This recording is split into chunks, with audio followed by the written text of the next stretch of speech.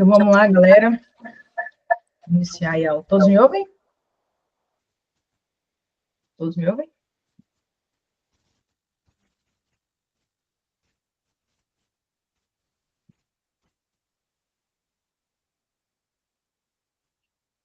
Camila, tá me ouvindo? Sim, sim. Ah, beleza, então. Ó, seguinte. Antes de eu começar essa aula aqui, o que eu quero fazer? Eu quero passar um pouco aqui pelo conceito de crime, porque isso aqui é muito importante, tá? Então, eu preparei uma aula de exclusão da licitude, é um tema muito fácil, a FGV não costuma vir com questões muito difíceis, mas é um tema extremamente necessário, e que se às vezes você vier ali, né, estiver muito nervoso, você pode confundir e acabar errando. A prova mesmo da PPGO que a gente teve aí recente, caiu uma questão, né, de excludente da licitude, e muitos alunos meus erraram, porque ficou com aquela coisa na cabeça, né? Será que é isso? Ai, mas parece que está muito fácil. Então, é aquele negócio, gente, quando a gente sabe o conteúdo, a gente pega confiança, a gente bate o olho, marca e vai embora. Não fica enrolando, não, tá? Não existe esse negócio assim, porque a prova está muito fácil, é pegadinha. Não, cara. Se você sabe, você sabe, tá? Então, vamos lá. Primeiro, a gente tem que entender o conceito analítico de crime, né? A teoria tripartida. O que é crime? Crime é um fato típico, é jurídico e culpável. Quais são os elementos que eu tenho dentro do fato típico? Só para fazer aqui uma revisão com vocês. Ó, eu tenho aqui a conduta, eu tenho o nexo causal, eu tenho a tipicidade e o resultado. Isso são os elementos que eu tenho dentro do fato típico. Professor, o que é a conduta? A conduta a gente vai analisar simplesmente se o cara cometeu o crime a nível de dolo ou culpa, né? O que é o dolo? O dolo é quando tem aquela intenção, aquela vontade de cometer aquele crime. O que é a culpa? Culpa é quando eu pratico um crime ali, naquelas hipóteses ali de imprudência, negligência, imperícia, né? O cara foi lá, ele passou no sinal vermelho, atropelou alguém, né? Observa aí que ele foi imprudente, ele passou no sinal vermelho, ele não tinha aquela vontade de atropelar alguém, é mais ou menos isso, aí a diferença entre dolo e culpa. O que é a tipicidade? Tipicidade, gente, nada mais é do que a adequação da conduta do fato à norma, né? Matar alguém, pena 6 a 20 anos. O que é matar alguém? Matar, tirar a vida, né? Alguém, esse alguém pode ser um animal? Não, tem que ser um ser humano. Isso é a tipicidade, é a adequação do fato à norma. Se eu fui lá e eu matei um cachorro, eu não respondo por homicídio. Eu posso responder por outro crime? Posso. Se for um maus-tratos, por exemplo, contra um cachorro e ele vier a morrer, você responde por um crime ambiental, que inclusive tem uma pena super alta, de 2 a 5 anos, que é maus-trato contra os animais, né? Agora, se você não fez isso, você foi lá e matou um animal, vamos supor que você confundiu ou algo do tipo, provavelmente não vai ter ali uma tipicidade em relação a isso. Porque o crime de homicídio é matar alguém, não matar um animal. Quando eu falo nexo causal, nada mais é do que eu pegar ali aquela conduta, né, aquele resultado, eu juntar os dois e ver se foi você realmente que fez aquilo, se aquilo não tem, se aquela situação não tem nenhuma causa que exclui esse nexo causal, né? É aquele verdadeiro exemplo, né, do cara que ele foi lá, atirou no outro, aí a ambulância veio, socorreu o cara. Quando estava indo levar para o hospital, o caminhão veio e bateu na ambulância. O cara responde por homicídio, consumado, tentativa. Ou uma outra situação, o cara foi levado para o hospital. Chegando lá no hospital, o hospital, caiu, desmoronou. O hospital pegou fogo. E o cara veio a morrer por conta do fogo, ou por conta do desmoronamento. Observa que a minha conduta, né, de atirar na pessoa ali, ela ser levada para o hospital, e o hospital cair, não guarda um nexo causal. Agora, a conduta da ambulância, né, um carro que bate na ambulância, já guarda um certo nexo causal. Então, é mais ou menos nesse sentido, né? Vocês estudam lá com causas relativamente, absolutamente dependentes. Não vou entrar nesse assunto aqui agora, mas você precisa saber que essa nexo causalidade é o liame, é o que liga, né? O resultado nada mais é do que o que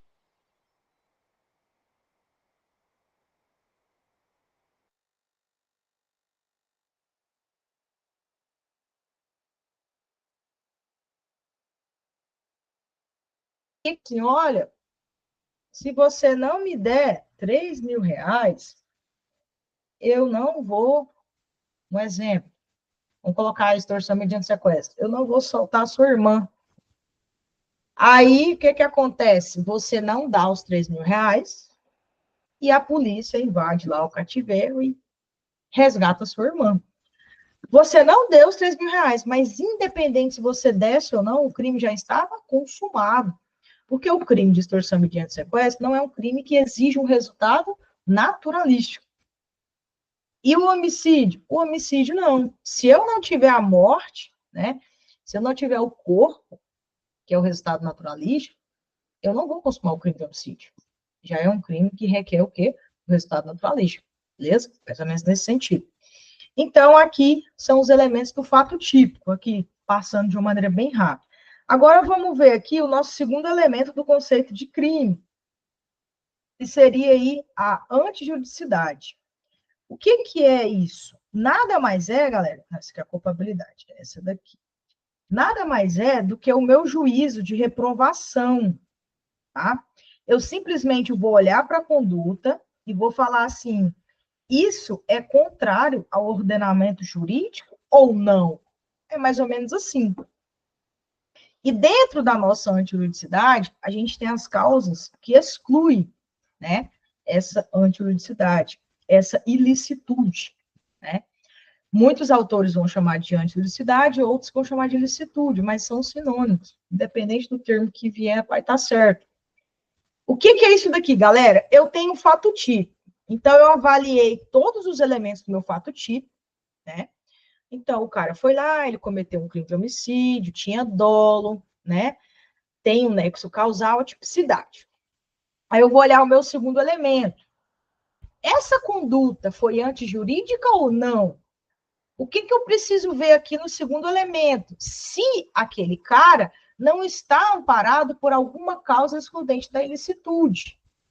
Será que ele não agiu em legítima defesa? Será que ele não agiu em estado de necessidade? Porque se ele tiver agido em legítima defesa, estado de necessidade, por exemplo, eu vou acabar aqui. Eu não vou olhar nem o meu terceiro substrato do crime.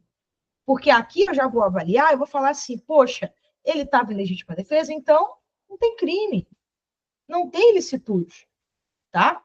Beleza. Quando eu passo para a nossa culpabilidade, que é o terceiro elemento do crime, eu tenho que ficar antenado na seguinte questão.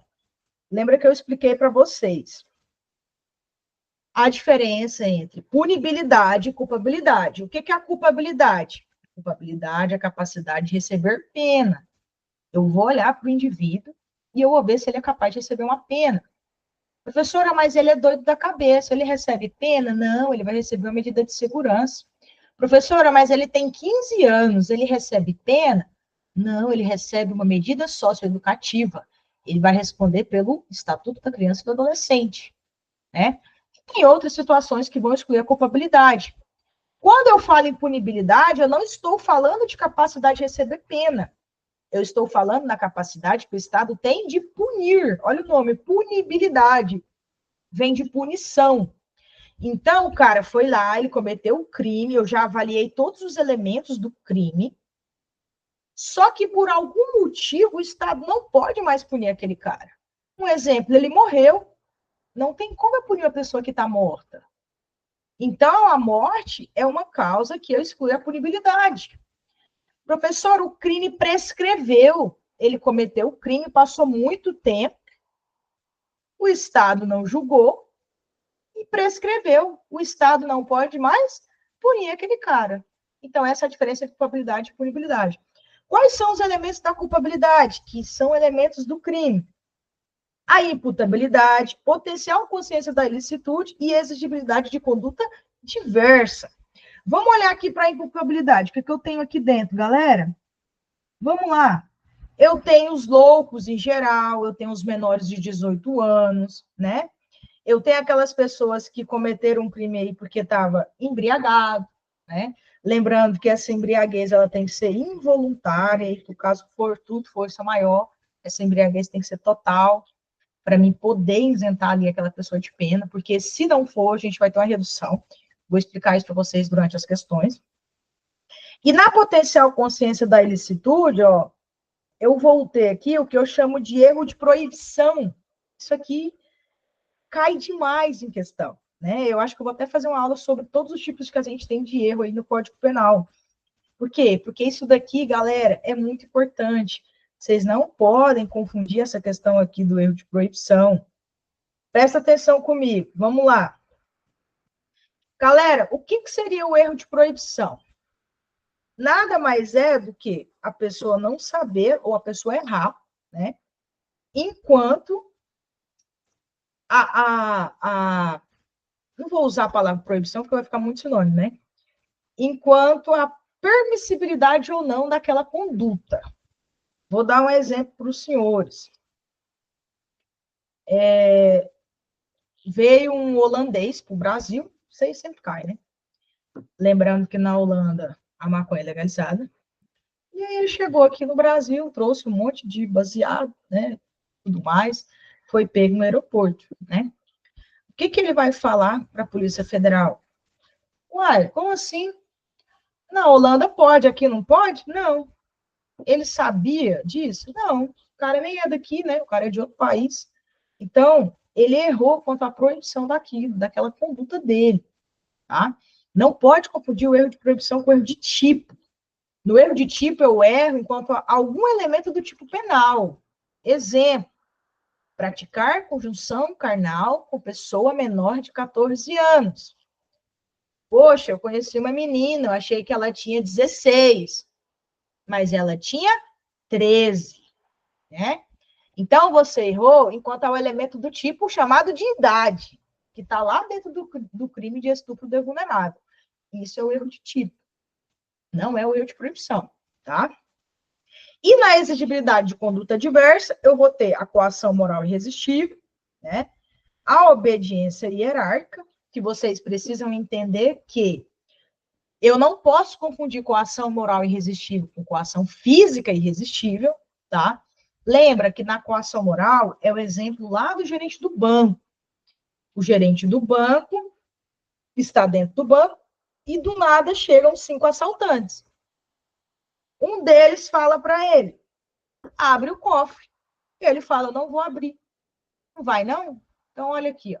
Aí mostra uma foto do filho dele amarrado. O filho dele foi sequestrado. Então, ele fala: se você não abrir o cofre, eu vou matar o seu filho. Observa que na coação moral, gente, eu tenho escolha entre aspas, né? Porque o gerente do banco tem opção, ele pode abrir ou não abrir. Só que o filho dele vai morrer, a opção é dele. Na coação física, não. Na coação física, é a pessoa que pratica a própria conduta por você. Então, você está lá no chão amarrado, a pessoa vem, coloca uma arma na sua mão, pega o seu dedo e aciona o gatilho. Coação física irresistível. A coação moral irresistível exclui a culpabilidade. A coação física já exclui a conduta, ou seja, exclui o fato típico, que é o primeiro elemento do crime, tá? Então, feita essa revisão aqui do conceito de crime, a gente vai passar aí para as questões, para a gente trabalhar as causas excludentes da licitude. E é claro, as questões se misturam, então, ora elas vão trabalhar a causa excludente da licitude, ora de culpabilidade, são conceitos aí que vocês têm que saber. E eu percebi que a FGV, ela gosta muito de fazer isso. Ela quer que o aluno saiba quais são as causas de excludente da licitude e as causas que excluem a culpabilidade. Então, nesse primeiro momento, nós vamos trabalhar questões de excludente da licitude e, posteriormente, eu vou fazer uma aula só de exclusão da culpabilidade, tá? Para vocês conseguir assimilar a diferença entre as duas e não confundir. Porque, às vezes, você sabe que é uma legítima defesa, às vezes você sabe que é uma coação moral irresistível, só que você não lembra se ela exclui a culpabilidade ou a ilicitude. E aí você acaba errando, tá? Então, vamos lá.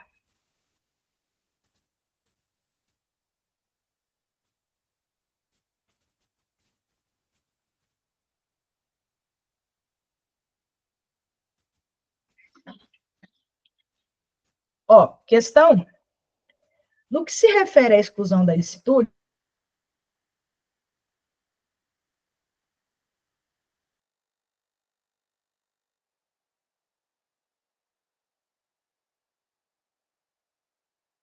necessidade, quem pratica o fato para salvar de perigo atual, que não provocou por sua vontade, nem podia, de outro modo, evitar direito próprio ou alheio, cujo sacrifício nas circunstâncias não era razoável exigir-se.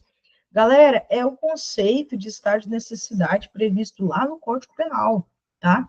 Alternativa A, certa. Lembra, gente, ó, eu vou até ler aqui a letra C para vocês pegar isso daqui, ó. Entende-se em legítima defesa quem, usando moderadamente dos meios necessários, repele injusta agressão, atual ou iminente, a direito seu ou outro. Galera, lembra aqui de uma coisa. No estado de necessidade na legítima defesa, vocês têm que prestar atenção nisso aqui, ó. Aqui, no estado de necessidade, eu tenho um perigo atual. Na legítima defesa, esse perigo pode ser atual ou iminente, tá? Então, presta atenção. Vamos supor que... olha só como que não faria sentido se esse estado de necessidade fosse iminente também. Uma situação aqui assim, bem batida, né? O cara tá num barco, mais 2 pessoas. Tem 3 pessoas no barco. Só tem um colete. O barco naufraga. E aí, ele, para, né, pegar o colete para se salvar, ele acaba matando as outras 2 pessoas. Está de necessidade, tranquilamente. O que não pode acontecer, gente, é esse cara olhar e falar assim: eu acho que esse barco vai virar. Eu já vou matar esse povo logo e vou pegar o colete, né? Isso não existe. Por quê? Porque o perigo tem que ser atual e não iminente. Não tem essa coisa de eu achar que vai acontecer e eu alegar estado de necessidade. Na legítima defesa, não, já é diferente, né? Eu sou policial. Vamos supor que eu estou aí num restaurante, estou lá sentada comendo. Do nada, alguém entra no restaurante, né? E aí é um cara, ele tá com um capacete na cabeça, muito suspeito. Do nada, ele faz assim, né? Um movimento aqui como se fosse tirar água. Eu já, pã, saco minha pistola e dou tiro nele. Observa que isso é um perigo iminente, né? Inclusive, não dá para me saber se aquilo é arma ou não. Eu posso até falar numa legítima defesa putativa, né? Mas eu vou esperar o perigo acontecer para me agir? Eu posso morrer, né? Então, essa diferença entre o estado de necessidade e legítima defesa dessa questão de atual iminente, as questões confundem muito.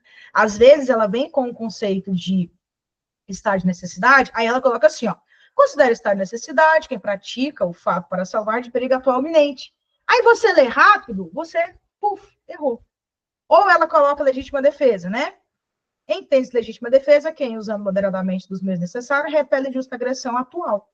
Há direito de ser outro. Ou coloca apenas atual, né? Mas é atual ou iminente. Então, fica ligado em relação a isso, tá? Não confunda esses 2 conceitos. B. O agente, em meio ao estrito cumprimento do dever legal, haverá de responder pelo excesso doloso ou culposo. Galera, qualquer causa de excludente da licitude, a pessoa responde pelo excesso doloso ou culposo, né? Essa situação que eu dei o exemplo, que eu estava no restaurante. Vamos supor que o cara realmente esteja armado, né? Eu vi a arma dele. Eu fui lá e dei 2 tiros nele. Com esses 2 tiros, ele caiu no chão, a arma dele foi para o outro lado, né? A arma dele também caiu, e ele está lá no chão. Só que eu, não contente, chego lá perto dele e eu descarrego a minha pistola nele. Isso é excesso, né? A legítima defesa não é para você matar ninguém. Um exemplo, a legítima defesa é para você cessar a agressão. Entendam isso.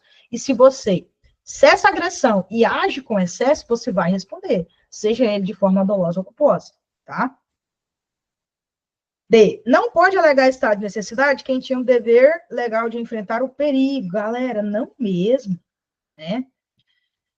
Imagina, né, aquela situação que aconteceu ali no Rio Grande do Sul. Imagina se os bombeiros, ou o pessoal do Exército, Marinha, né, virasse e falasse assim, ah, eu não vou estar de necessidade. Cara, quem é bombeiro tem o dever legal de enfrentar o perigo, tá?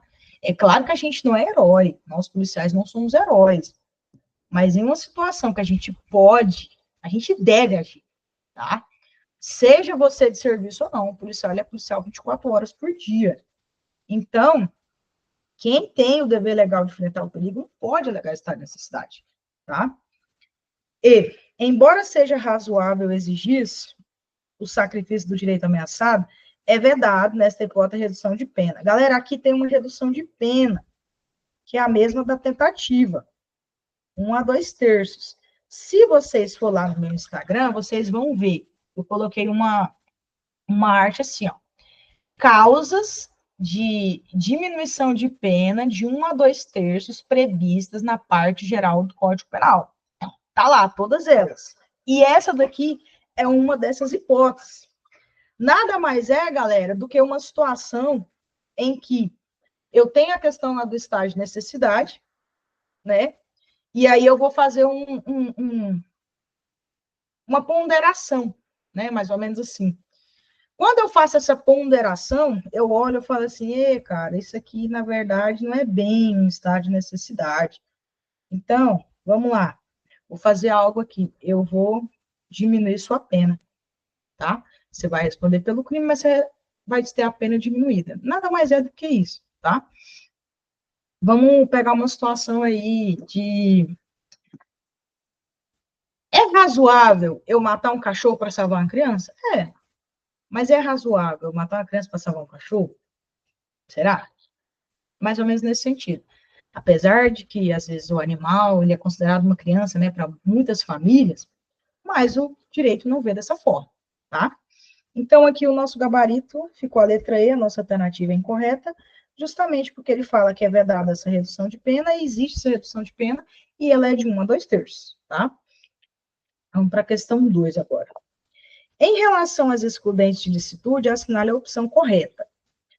A legítima defesa sucessiva é a que se origina após a agressão inicial e excede a causa. Galera, não é isso, tá? Vou explicar para vocês o que é a legítima defesa sucessiva. Pensa comigo. Eu vou dar o exemplo do restaurante. Eu estou no restaurante, chega um cara, eu vi que ele está armado, né? Ele foi passar com a arma e eu, pã, dei 2 disparos nele. O cara caiu. Aí eu fui lá e fui para perto dele e comecei a disparar. Um exemplo. Vamos supor, uma situação bem hipotética, que os lugares onde eu disparei nele não foram lugares letais ao ponto de ele ficar, um exemplo, inconsciente. Observa que nessa situação eu estou com excesso de legítima defesa, né? Se esse cara conseguir pegar a arma dele e atirar em relação a mim, ele está em legítima defesa sucessiva. Então, a legítima defesa sucessiva são aqueles casos em que a pessoa ela vai repelir uma agressão, né, de uma legítima defesa que está sendo injusta, que está sendo em excesso, né? Esse é o conceito de legítima defesa sucessiva, tá bom? Letra B. Os ofendículos são artefatos utilizados para a defesa do bem jurídico e configuram estado de necessidade. Galera, não é estado de necessidade. E sim, vou explicar agora o que é isso. Legítima defesa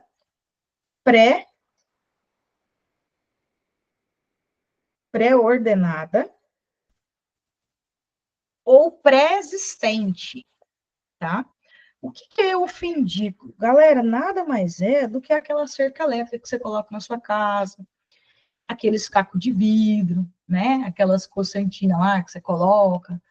Tudo que você coloca aí na sua residência para, entre aspas, dificultar a vida de quem vem a entrar na sua residência.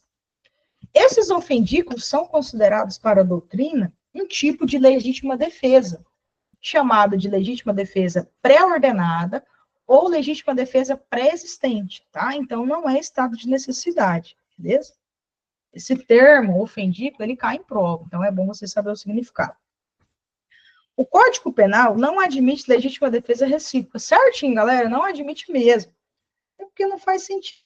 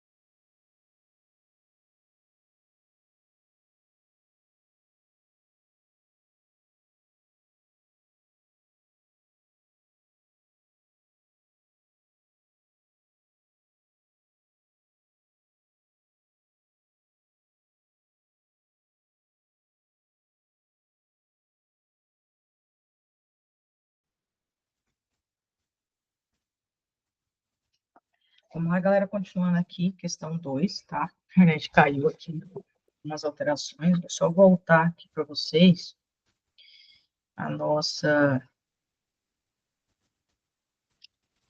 Nossa questão aqui, gabarito letra E, tá? O único erro da letra E aqui é porque tá falando que, nesse caso aqui, do sacrifício ali no estágio de necessidade, está falando que é vedada a redução de pena, tá? E tem essa redução de pena de 1 a 2/3. Então, a questão 2, o gabarito correto é a letra C. O Código Penal não admite legítima defesa recíproca, né? Questãozinha certa.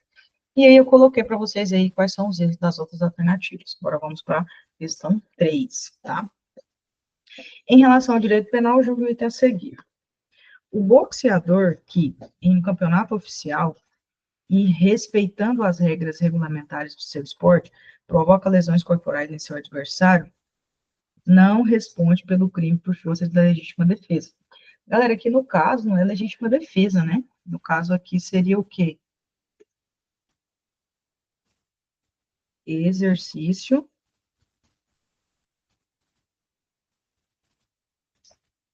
regular de um direito. É igual uma partida de futebol, né? Se você tá numa partida de futebol e por conta do jogo ali, né? Batida ali entre um corpo e outro, você acaba aí, sei lá, machucando o adversário, você está exercendo lá de um direito. Agora, se, né, você tá lá no jogo, né, você nem tá com a bola, né, o adversário tá com a bola, você chega lá e começa a arrebentar o cara ali, aí você já vai responder por crime de lesão corporal, tá? Lembra que essa questão do exercício regular do direito, você tem que analisar o jogo, as regras do jogo, ver se está tudo dentro ali das regras, porque se não tiver, você vai responder, beleza? Então, aí o nosso gabarito ficou como errado, tá?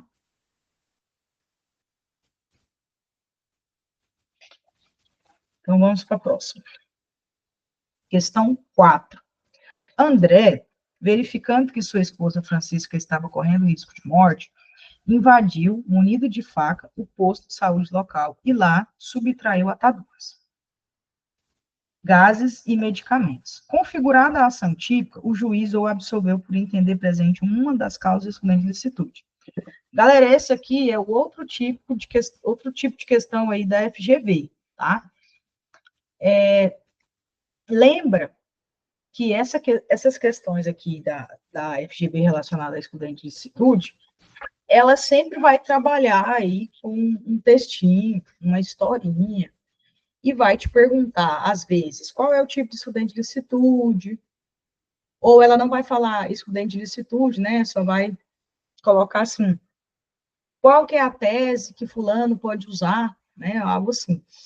O que vocês têm que entender aqui é que vocês precisam ler a questão letra por letra, né? Palavra por palavra, para vocês saber aonde é que está a causa de licitude. Olha aqui para vocês verem, ó. O cara invadiu, né? O hospital, um posto de saúde. Por que que ele invadiu? Porque a mulher dele estava correndo risco de morte, né? E ele foi lá, ele subtraiu, né, ataduras, graças a medicamentos. Em tese, seria aí um crime de furto, né? Mas por que que não é? Porque, pô, ele está em estado de necessidade. A mulher dele estava doente, estava correndo risco de morte, tá? Então, aqui, ele não vai responder pelo crime porque ele está em estado de necessidade, que é uma das causas de excludente da ilicitude. Então, legítima defesa não é, eu tinha que ter aí uma agressão atual ou iminente. Consentimento do ofendido é uma causa supralegal da licitude, também não é, naqueles casos ali, por exemplo, de tatuagem, né, que em tese a tatuagem seria uma lesão corporal, então a pessoa vai lá, ela assina um termo de consentimento, fala assim, não, eu realmente quero me tatuar, né, eu quero uma tatuagem em tal lugar, isso e aquilo, eu sei que isso vai causar lesão, mas eu quero, basicamente isso. Esse regular do direito não é, foi o caso do boxeador que eu dei na questão anterior, e esse do dever legal não é também. É um caso aí, um exemplo aí, de eu ter que cumprir, por exemplo, um mandado de prisão, né? Eu estou apenas cumprindo ali a minha função. Estou no meu exercício, no meu estrito cumprimento de um dever legal. Então, questão 4 aqui ficou a letra B. Questão 5. João encontra-se no interior de uma lancha com dois amigos, ocasião em que a embarcação colidiu com o jet ski, que trafegava em inequívoco excesso de velocidade. Em razão do forte albaroamento, João e Caio foram lançados ao mar, juntamente com um único colete salva-vidas. Após uma intensa luta corporal, João conseguiu permanecer com o objeto, salvando-se. Caio, por sua vez, faleceu em virtude do afogamento. Após os eventos, foi deflagrado um inquérito policial, no âmbito do qual se comprovou que o sobrevivente praticou o fato para salvar direito próprio de perigo atual. Olha o conceito aqui do quê? Estado de necessidade. Olha a questão já te dando a resposta, né? Se você souber ali o Código Penal, se você souber o conceito, você já mata. Que não provocou por sua vontade, nem podia de outro modo evitar, cujo sacrifício nas circunstâncias não era razoável exigir-se. Então, galera, vamos lá. O cara matou outro para salvar a própria vida dele, né? Se você for olhar, você fala assim, não, realmente, cara, isso daí faz muito sentido, né? Agora, se o cara matasse, né, uma pessoa para salvar a vida, por exemplo, sei lá, de um gato, aí a gente, né, poderia olhar e falar assim, não, isso aí não está certo. Nesse cenário, considerando as disposições do Código Penal, é correto afirmar que João não responderá por qualquer crime em razão da. Galera, olha só como que ele colocou, não responderá por qualquer crime. Por quê? Porque se ele está amparado por uma excludente de licitude, eu vou excluir o segundo substrato do crime, que é a antiludicidade. Se eu excluo a antiludicidade, eu não tenho crime. Simples assim. Eu não vou avaliar nem o terceiro substrato do crime, tá? Então, ele já colocou aqui um termo técnico, mas é um termo que vocês conseguem entender. Então, vamos lá. Estrito cumprimento do dever legal não é, exercício regular de um direito não é, inexigibilidade de conduta diversa também não é, e inexigibilidade de conduta diversa não é causa excludente da licitude, é do quê? Culpabilidade,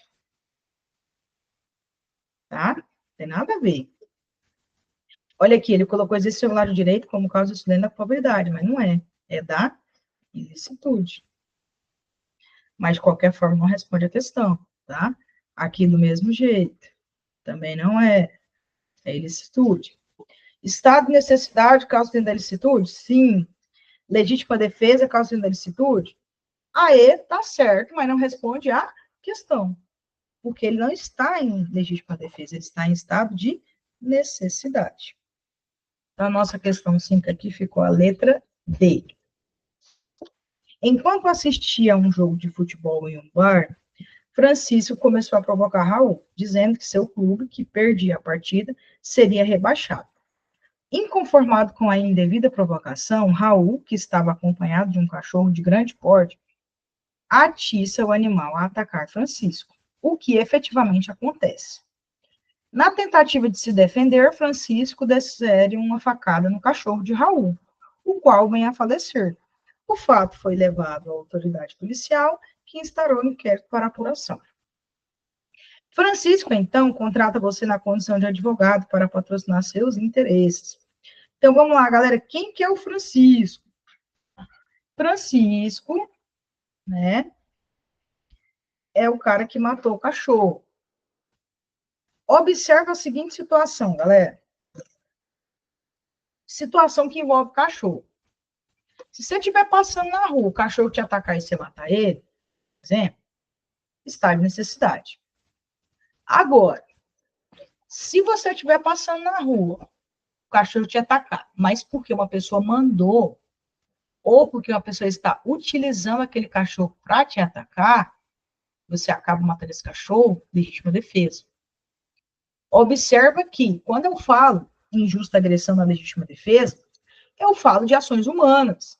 Porque se eu falar de ações de animais, eu estou amparado pelo estado de necessidade.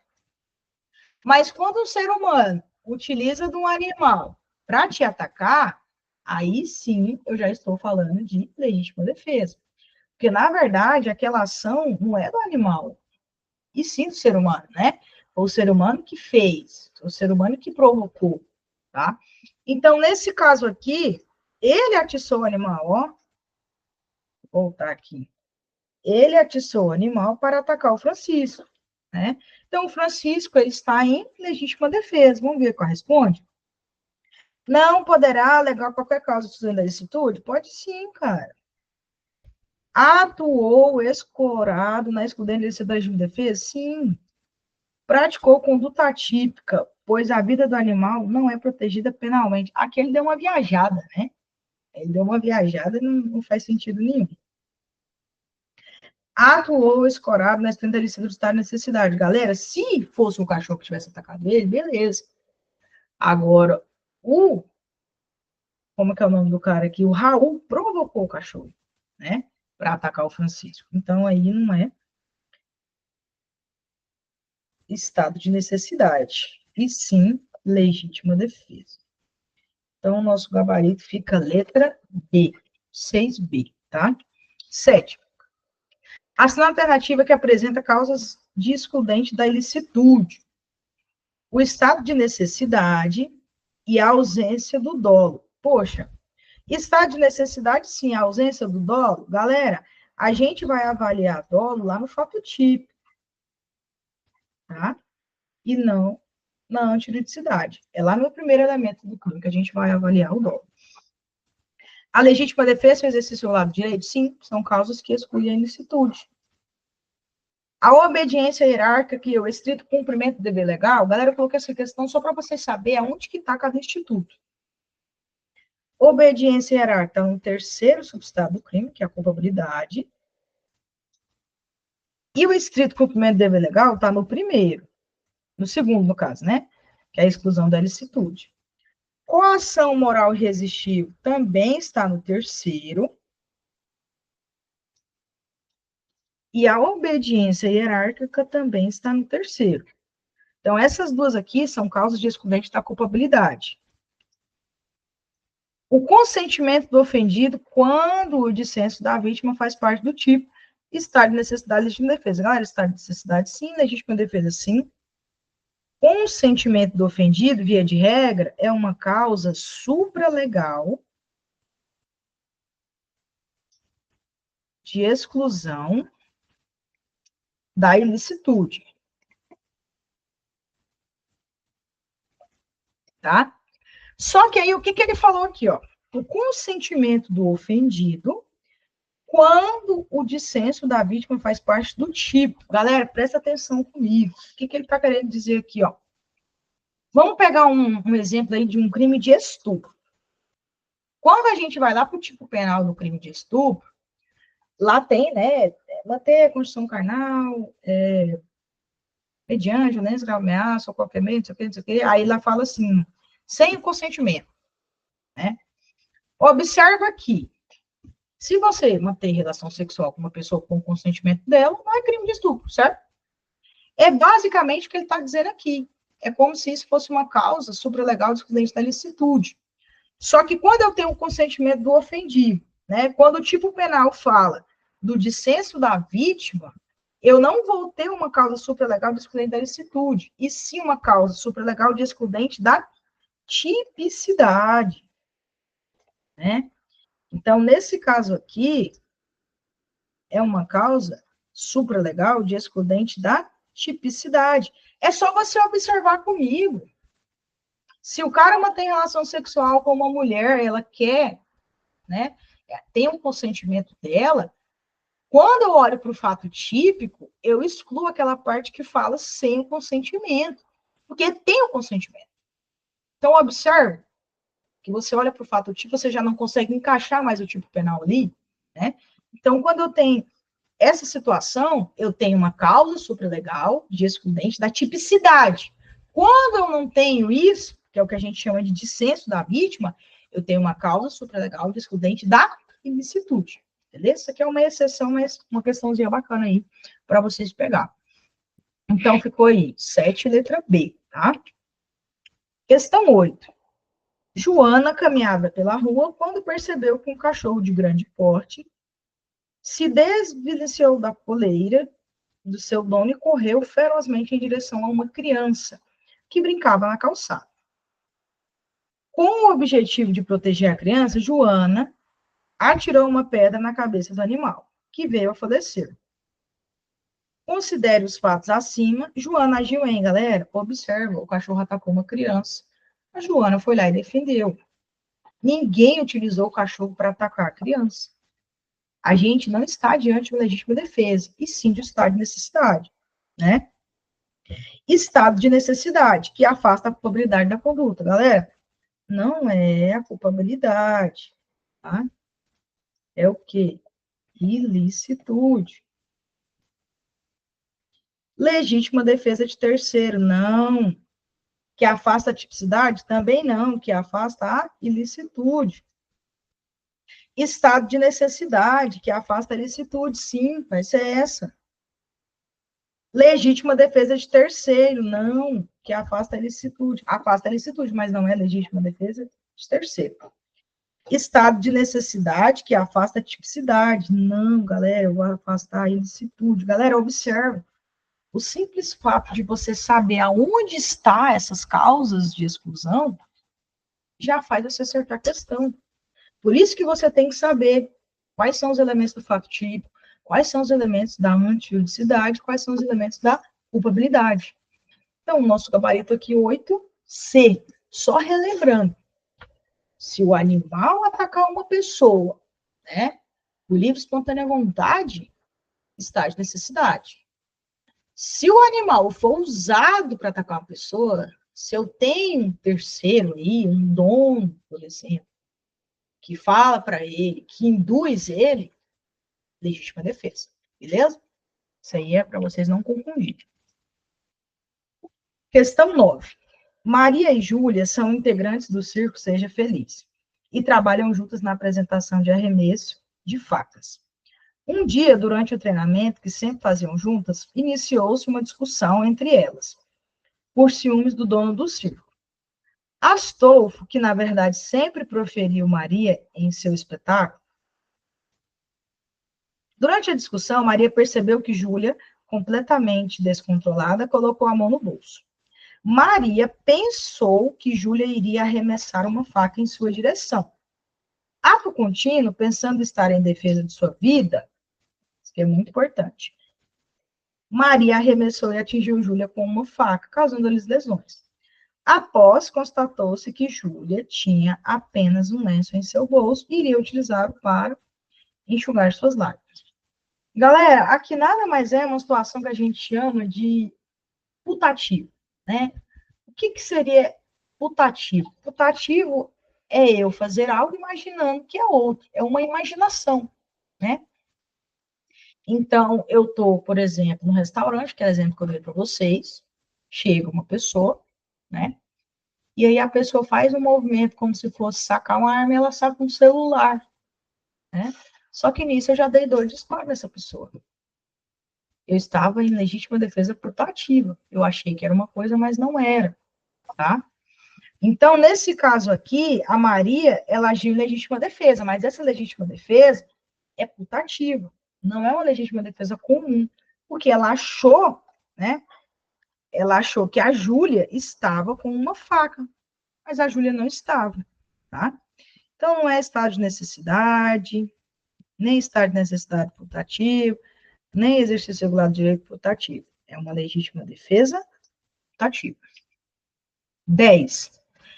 Analise as afirmativas abaixo e assinale V para verdadeira e F para falsa. Toda ação compreendida em um tipo penal injusto, doloso ou culposo será ilícita se não estiver presente uma causa de justificação. Galera, que questão bacana, né?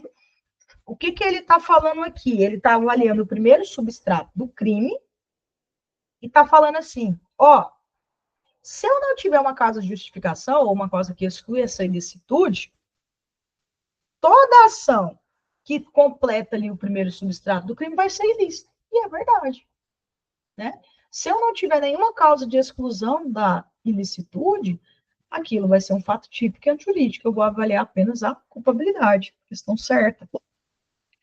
São causas de excludente da ilicitude, estado de necessidade, legítima defesa, estrito cumprimento do dever legal e exercício regular do direito.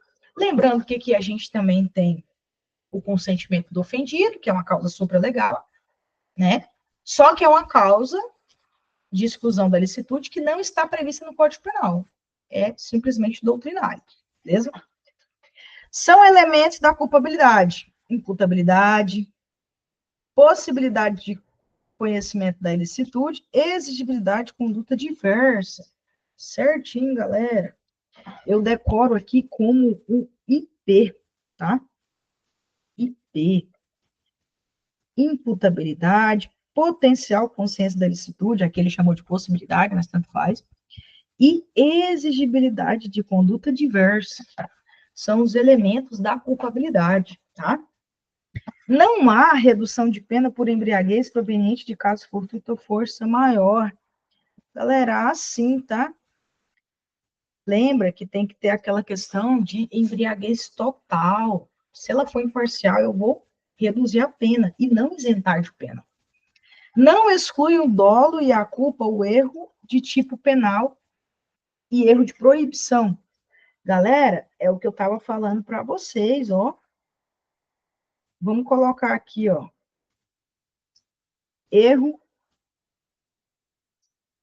Vamos pegar o erro de tipo aqui, ó. Erro de tipo, galera, sempre vai excluir o dolo. Sempre. Imagina comigo. Vamos pegar o caso que aconteceu lá no Sul. Houve aquela discussão, né, de estupro culposo, aquela coisa. Galera, é o seguinte. Vamos pegar uma situação aí, que, no caso, né, a menina, ela manteve relação sexual com o cara, só que ela estava embriagada. Se ela estava embriagada, ela estava vulnerável.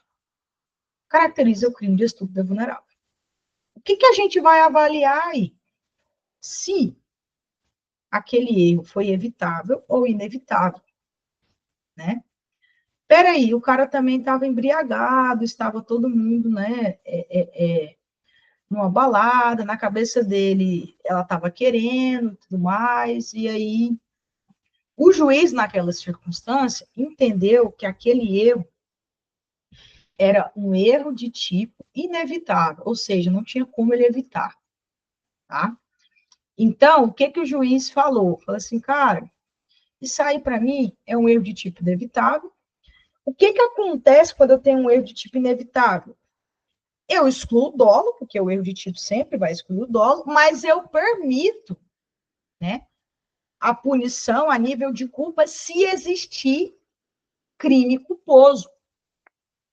E aí ele colocou isso na sentença, e as pessoas ficou naquela, ai, não existe estupro culposo. Gente, entenda, isso é direito penal.